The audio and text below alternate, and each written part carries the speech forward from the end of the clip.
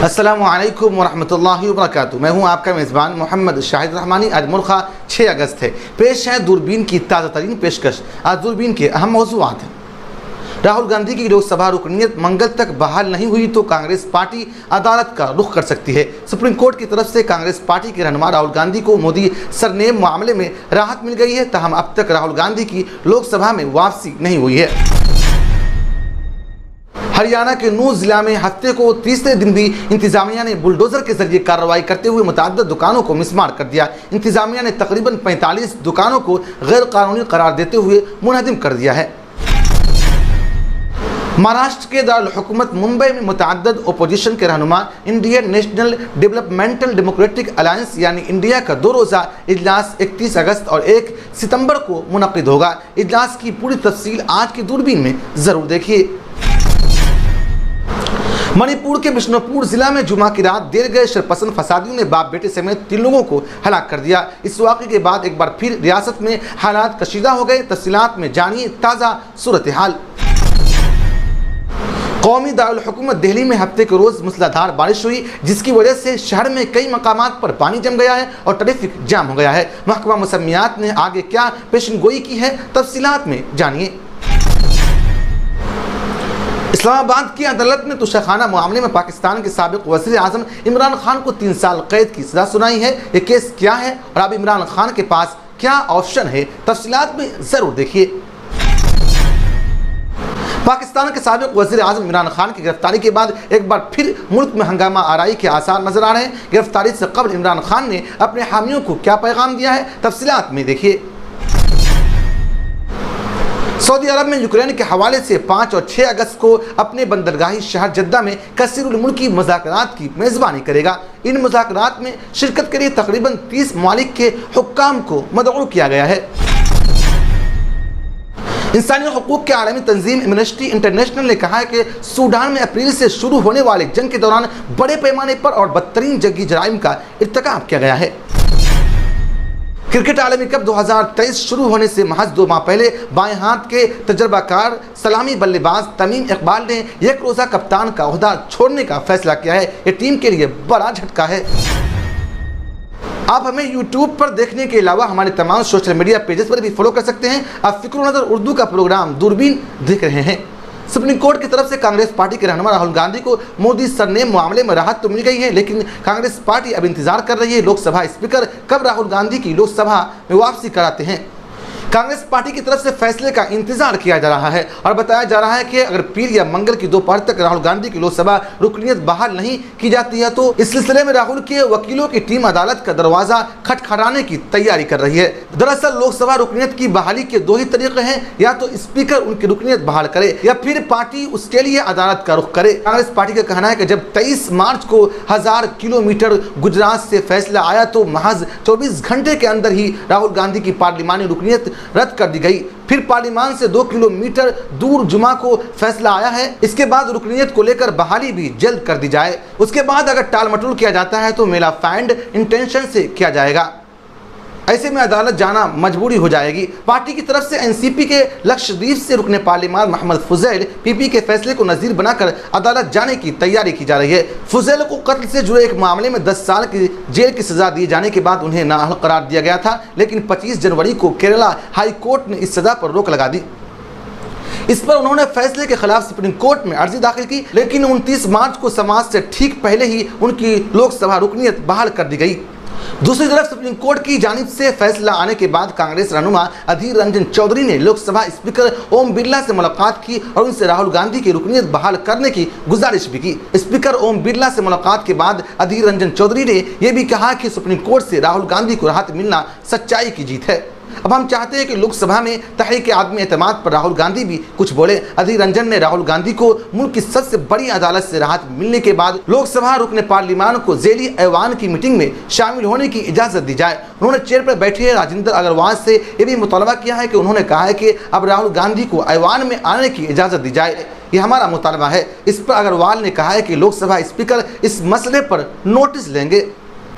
हरियाणा के नूंह जिला में हफ्ते को तीसरे दिन भी इंतजामिया ने बुलडोजर के जरिए कार्रवाई करते हुए मुतअद्दिद दुकानों को मिसमार कर दिया। Shaheed Hasan Khan Mewati government medical college Nuh के करीब केम्स की दुकान समेत तकरीबन 45 दुकानों को गैर कानूनी करार देते हुए मुनहदिम कर दिया गया। रिपोर्ट के मुताबिक इंतजामिया को शुबा है कि उनमें से कुछ दुकानदार तशद्दुद में मुलव्विस थे, जबकि दुकानदारों का कहना है कि उनका तशद्दुद से किसी तरह का वास्ता नहीं है और इंतजामिया ने बगैर नोटिस दिए कार्रवाई करके उनके साथ नाइंसाफ़ी की है। IANS की रिपोर्ट के मुताबिक अहदेदारों का कहना था कि उन्होंने नलहर रोड पर मेडिकल कॉलेज के इर्द 2.6 एकड़ अराजी पर गैर कानूनी तामीरात को बुलडोज कर दिया। ज़्यादातर आर्जी दुकानें उन तारिकीन वतन की थी जो मुबैना तौर पर सरकारी अराजी पर कब्जा किए हुए थे। पुलिस की भारी नफरी के दरमियान उनको मिसमार कर दिया गया। इंतजामिया की कार्रवाई के बाद मौके पर दुकानदार अपना सामान भरते हुए जज्बाती हो गए। एक चैनल से बात करते हुए दुकानदारों ने कहा है कि अगर यहाँ के दुकानदार ने पत्थरबाजी की हो तो कोई वीडियो फोटोज दिखाएं जिनमें कोई दुकानदार शामिल हो, बल्कि बजरंग दल के लोगों ने हमारे साथ हाथापाई की। इंतजामिया हमारी कोई बात नहीं सुन रही है, तानाशाही है। यहाँ तमाम दुकानें मुसलमानों की हैं और मुसलमानों को टारगेट किया जा रहा है। रफ़ीक अहमद भी उनमें से एक हैं जिनकी मेडिकल की दुकान तोड़ दी गई। उनका कहना है कि इंतजामिया ने उनकी दुकान पर बुलडोज़र चलाने से पहले उन्हें कोई नोटिस नहीं दिया। उन्होंने कहा है कि यहाँ से यात्रा निकली थी, झगड़ा कहीं और हुआ, सज़ा हम भुगत रहे हैं, जबकि हकीकत यह है कि कोई झगड़ा यहाँ नहीं हुआ। यहाँ से आगे जाकर मंदिर में झगड़ा हुआ था। रफ़ीक ने कहा है कि बजरंग दल वालों ने मेरे साथ हाथापाई की, मुझे खुद चौकी पर मौजूद पुलिस वालों ने बचाया। टावरों में मस्जिद जला दी गई, गुड़गांव में भी मस्जिद में तोड़फोड़ की गई। सबका इल्ज़ाम मुसलमानों पर ही आयद किया जा रहा है। क्या हर एक जुर्म सिर्फ और सिर्फ मुसलमान ही कर रहे हैं? एक और मेडिकल स्टोर चलाने वाले मोहम्मद यूनिस का भी यही कहना था कि इंतजामिया ने उन्हें कार्रवाई से पहले कोई नोटिस नहीं दिया। यूनुस का कहना है कि गुज़िश्ता 10-11 सालों से यहाँ मेडिकल स्टोर चला रहे हैं। उन्होंने कहा है कि हुकूमत उनके साथ नाइंसाफ़ी कर रही है। एक और दुकानदार ने कहा है कि अगर ये गैर कानूनी है तो क्या इंतजामिया को आज ही ये सब नज़र आया है?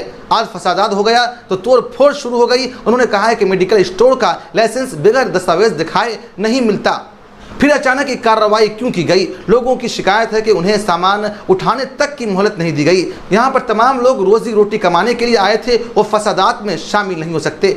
दिलचस्प बात यह है कि तजावुज़ात हटाने के दौरान कुछ दुकानें हिंदुओं की भी तोड़ दी गई। लोगों का कहना है कि यहाँ पर हिंदू मुसलमान सब मिलकर काम करते हैं और वो किसी तरह के तशद्दुद या फसादात में मुलव्विस नहीं होते।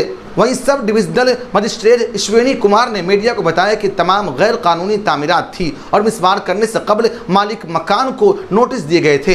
तशद्दुद में गैर कानूनी तामीरात के कुछ मलकान भी मुलव्विस थे। महाराष्ट्र के दारुल हुकूमत मुंबई में मुत्तहिदा अपोजिशन के रहनुमा Indian national developmental democratic alliance यानी इंडिया का 2 रोज़ा इजलास 31 अगस्त और 1 सितंबर को मुनक़िद होगा। कांग्रेस जराये के मुताबिक इंडिया का तीसरा इजलास 31 अगस्त से 1 सितंबर तक मुंबई में होगा। अपोजिशन के तीसरे इजलास से मुताल्लिक़ खबर सुप्रीम कोर्ट की जानिब से मोदी कुनियत के इस्तेमाल पर मुजरिमाना हद के इज्जत के मुकदमे में कांग्रेस रहनुमा राहुल गांधी की सज़ा पर रोक लगा देने के एक दिन बाद आई है। वाज़ेह है कि बिहार के वज़ीर आला नीतीश कुमार की मेज़बानी में अपोजिशन का पहला इजलास जून में पटना में मुनक़िद हुआ था, जबकि दूसरा इजलास कांग्रेस की हुकूमत वाली कर्नाटक के दारुल हुकूमत बेंगलुरु में मुनक़िद हुआ था। मुल्क की अपोजिशन पार्टियों ने 2024 के लोकसभा इंतखाबात और साल के आखिर में 5 रियासतों में होने वाले असेंबली इंतखाबात के पेश नज़र बीजेपी की क़यादत वाली एनडीए हुकूमत के खिलाफ मुशतरका महाज बना रही है, जिसमें तकरीबन सभी अपोजिशन पार्टियां शामिल है। बेंगलुरु में मुनक़िदा इजलास के दौरान 26 अपोजिशन पार्टियों ने अपने इत्तेहाद को इंडिया का नाम दिया था।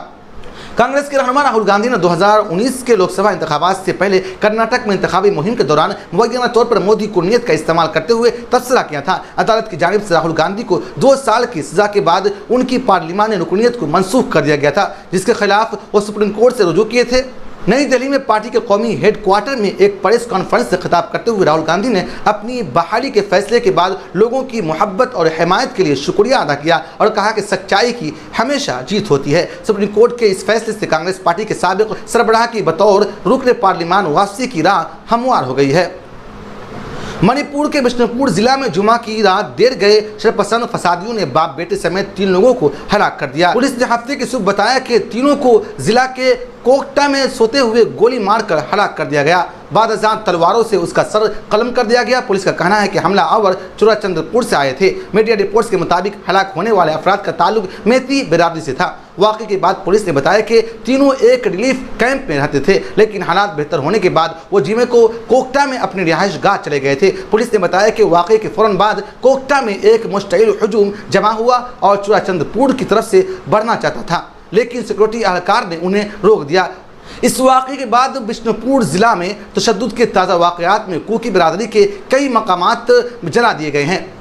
मीडिया रिपोर्ट्स के मुताबिक बिष्णुपुर जिला के कोकटा इलाके में कुकी बिरादरी और सिक्योरिटी फोर्सेस के दरमियान शदीद फायरिंग भी हुई। मणिपुर पुलिस और कमांडोज इसे रोकने के लिए जवाबी कार्रवाई कर रही है। इस दौरान फायरिंग से मणिपुर के एक कमांडर के सर में चोट आई। कमांडोज को बिष्णुपुर के अस्पताल में दाखिल कराया गया है। इलाके में नीम फौजी दस्तों की तैनात कर दिया गया है। तशद्दुद के ताज़ा वाक़यात के बाद बिष्णुपुर में हालात काफ़ी संगीन बताए जा रहे हैं। पुलिस ज़राए ने बताया कि कुछ लोग बफर जोन को अबूर करके मैती इलाके में आए और उन पर गोलियां चला दी। मीडिया रिपोर्ट्स के मुताबिक मरकजी फोर्सेस ने बिष्णुपुर ज़िला के कोकटा इलाके से 2 किलोमीटर से ज़्यादा आगे एक महफूज बफर जोन बताया है। पुलिस फोर्स मौके पर मौजूद है। खबर रसा एजेंसी PTI के मुताबिक उगाचाव और कोकटा के आसपास रियासती फोर्सेस और दहशतगर्दों के दरमियान शदीद फायरिंग का तबादला हुआ। आपको बताते चले कि 4 अगस्त को मणिपुर में पुलिस ने कहा कि एक मुश्तरका सिक्योरिटी फोर्सेस ने कोटतोर्क पहाड़ी सिलसिले में एक ऑपरेशन किया और 7 गैर कानूनी बनकरों को तबाह कर दिया। दरियासना हफ्ते को मणिपुर में 27 असेंबली हलकों के राब्ते कमेटी की तरफ से बुलाई गई 24 घंटे की आम हड़ताल ने वादी इम्फाल में आम जिंदगी को मुतासिर किया। तकरीबन तमाम इलाकों में बाजार और कारोबारी इदारे बंद हैं। इससे 2 दिन पहले जुमरात को मणिपुर के बिष्णुपुर ज़िला में मुसल्ला अफवाज और मैती कम्युनिटी के मुजाहिरीन के दरमियान तसादुम में 17 अफराद जख्मी हो गए थे। कौमी दारुल हुकूमत दिल्ली में हफ्ते के रोज़ मूसलाधार बारिश हुई, जिसकी वजह से शहरों में कई मकामात पर पानी जम गया है और ट्रैफिक जाम हो गया है। बदरपुर मेट्रो स्टेशन, RK पुरम और एम्स में पानी जमा होने की खबर मौसूल हो रही है, जबकि मटरा रोड, मुरली और पीरगढ़ी में सुबह के वक्त भारी ट्रैफिक जाम देखा गया। IMD ने दिन भर हल्की बारिश की पेशन गोई की है। ज़्यादा से ज़्यादा दर्ज हरारत 34 डिग्री सेल्सियस के आसपास रहने की तवक्को है और हफ्ते की सुबह 8:30 बजे निस्बतन नीमी 10% रिकॉर्ड की गई है। इस्लामाबाद की अदालत ने तुषाखाना मामले में पाकिस्तान के साबिक वज़ीर-ए-आज़म इमरान खान को 3 साल कैद की सज़ा सुनाई है। काबिल जिक्र है कि अभी हाल ही में पाकिस्तान के वज़ीर-ए-आज़म शहबाज शरीफ ने पार्लिमानी इंतखाबात के लिए जनरल असम्बली को तहलील करने की तारीख का ऐलान किया।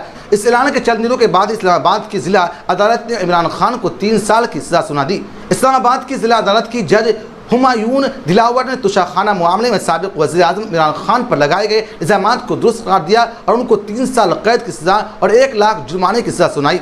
जज हुमायून दिलावर ने इमरान खान को गलत अमल का मुर्तकिब करार दिया। वहीं पाकिस्तानी इलेक्शन कमीशन ने वकील अमजद परवेज़ ने इस सज़ा पर रद्द अमल देते हुए कहा कि अदालत के इस फैसले के बाद साबिक वज़ीर-ए-आज़म 5 साल तक इलेक्शन नहीं लड़ सकते। वो कानूनी तौर पर इंतखाबात के लिए 5 वर्ष तक नाअहल करार पाएंगे।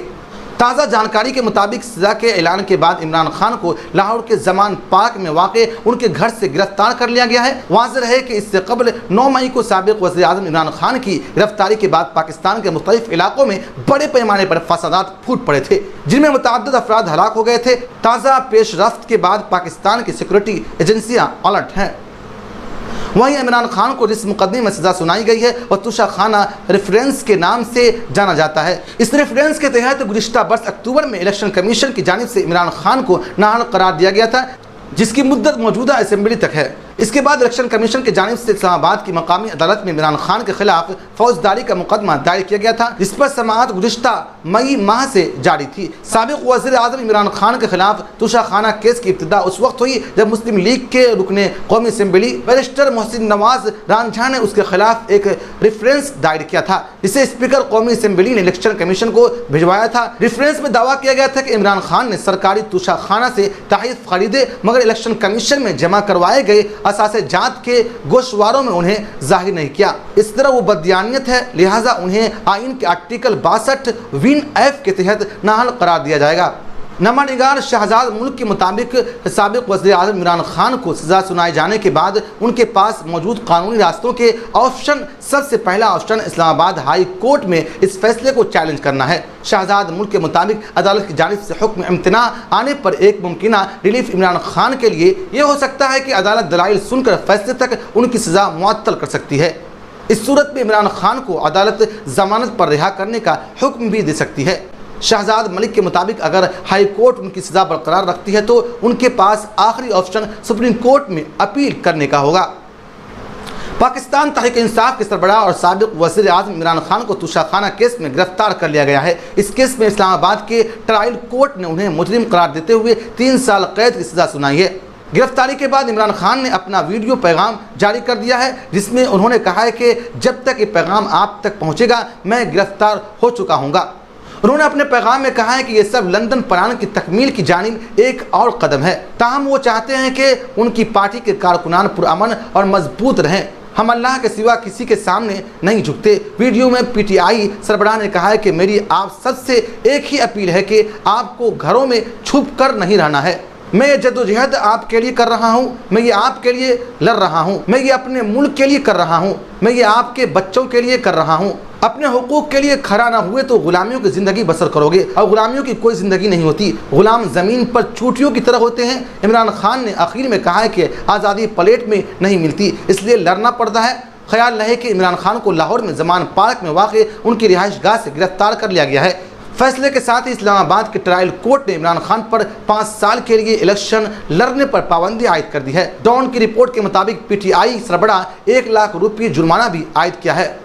साथ ही जज हुमायूं दिलावर ने कहा है कि मुजरिमाना अदा न करने पर उन्हें अगले 6 माह तक जेल में रखा जाएगा।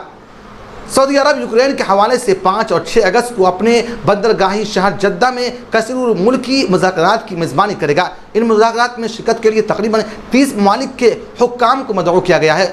बरकस ममालिक यानी ब्राज़ील, भारत और जनूबी अफ्रीका के अलावा दीगर मुल्कों इंडोनेशिया, मेक्सिको, जिम्बाब्वे, मिस्र, बरतानिया, पोलैंड की हुकूमतें और यूरोपीय यूनियन के नुमाइंदों ने इस बातचीत में शिरकत की तस्दीक की है। ये वाज़ेह नहीं है कि आया चीन इन मुज़ाकरात में शिरकत करेगा या नहीं। अलबत्ता यूक्रेन तनाज़े के एक मरकज़ी फ़रीक रूस को उस इवेंट में शिरकत के लिए मदऊ नहीं किया गया है। एक फाउंडेशन के मशरक़ी वस्ती की पॉलिसी की मुशीर ज़िमून ने कहा है कि इक़दाम एक ऐसे वक्त में सामने आया है जब सऊदी अरब ख़ुद को मुज़ाकरात और तनाज़ात के हल के लिए एक मुहर्रिक क़ुव्वत के तौर पर देखना चाहता है। सऊदी अरब रिवायती तौर पर हमेशा से मगरबी ममालिक और सबसे बढ़कर अमेरिका का इत्तेहादी रहा है, लेकिन ये मुल्क चीन के साथ साथ रूस के साथ भी अच्छे ताल्लुकात रखना चाहता है। पिछले कुछ अरसे से सऊदी अरब के मगरिब के साथ ताल्लुकात ज़्यादातर कशीदा रहे हैं। इसकी वजूहात में मुल्की मुताल्लिकुल इनान बादशाहत की वजह से इंसानी हकूक़ के ख़राब सूरत हाल और यमन की जंग में सऊदी अरब का किरदार है। इस्तांबुल में सऊदी कौंसिल खाने में 2018 में सऊदी मुनहरिफ सहाफ़ी जमाल खाशकजी का कत्ल भी मगरिब के साथ सल्तनत के ताल्लुकात में सरजद महरी की एक वजह है।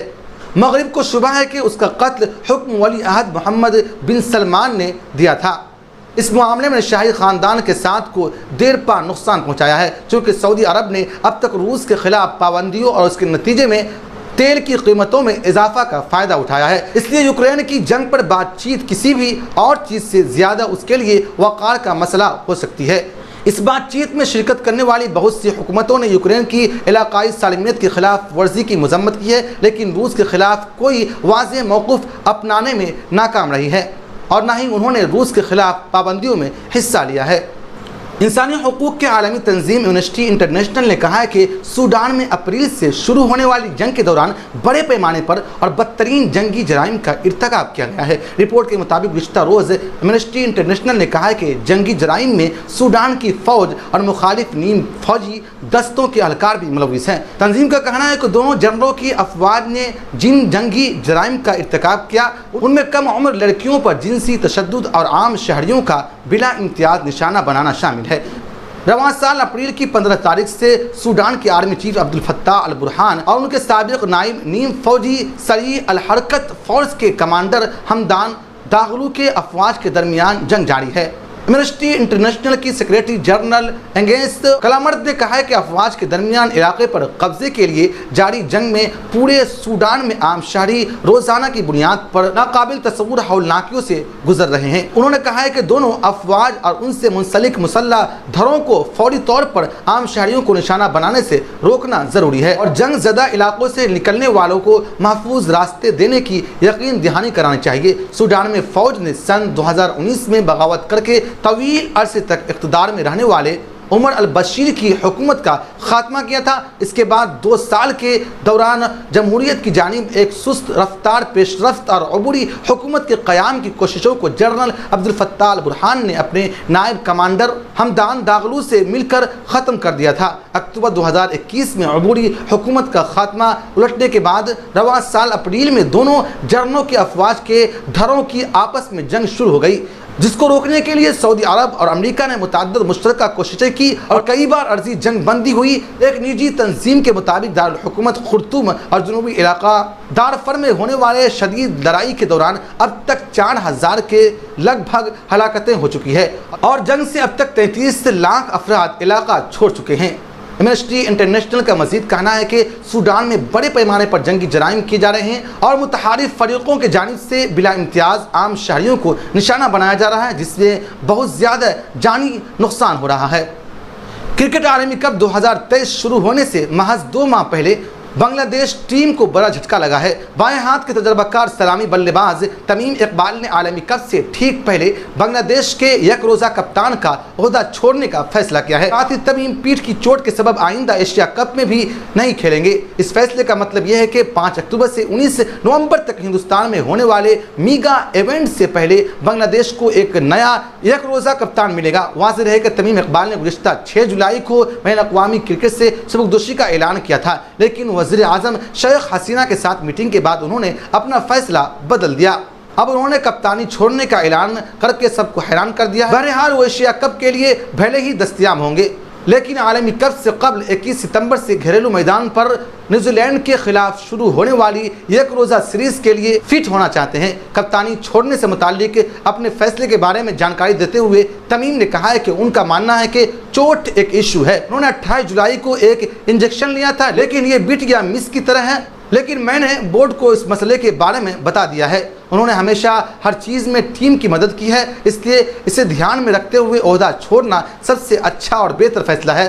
जब भी मौका मिले वो एक खिलाड़ी की शक्ल में अपना बेहतरीन किरदार निभाना चाहेंगे। उन्होंने वज़ीर आज़म से बात की है और वो समझ गए हैं। काबिल ज़िक्र है कि 28 जुलाई को BBC ने बताया कि तमीम ने यूनाइटेड किंगडम में एक रीढ़ के माहिर डॉक्टर को दिखाना था। सीनियर डॉक्टर दीपाशीष चौधरी और उनके साथ सफ़र कर रहे थे। तमीम ने अपने पीठ के दर्द के लिए रीढ़ के एक माहिर डॉक्टर से मशवरा किया है और कल एक जारिहाना दर्द मैनेजमेंट अमल से गुजरा। चौधरी ने इस वक्त BBC के बयान में कहा था कि अगले 2 दिनों तक वो निगरानी में रहेंगे और नतीजा तय करने के लिए उनका दोबारा जायज़ा लिया जाएगा। फ़िक्र मदद की खास बुलेटिन दूरबीन की गुज़िश्ता पेशकश में मोहम्मद महबूब रहमानी, मौलाना अब्दुल सुबहान रहमानी, मुश्ताक शेख, सैयद बहादुर साहिबान ने अपना कीमती तबसरा करके हमारी हौसला अफजाई की है। हम अपने तमाम नाज़रीन का शुक्रिया अदा करते हैं। आप मुझसे और हमारे साथियों से ट्विटर पर भी रब्ता कर सकते हैं। हमारा ट्विटर हैंडल है @फ़िक्र-ओ-नज़र। शुक्रिया।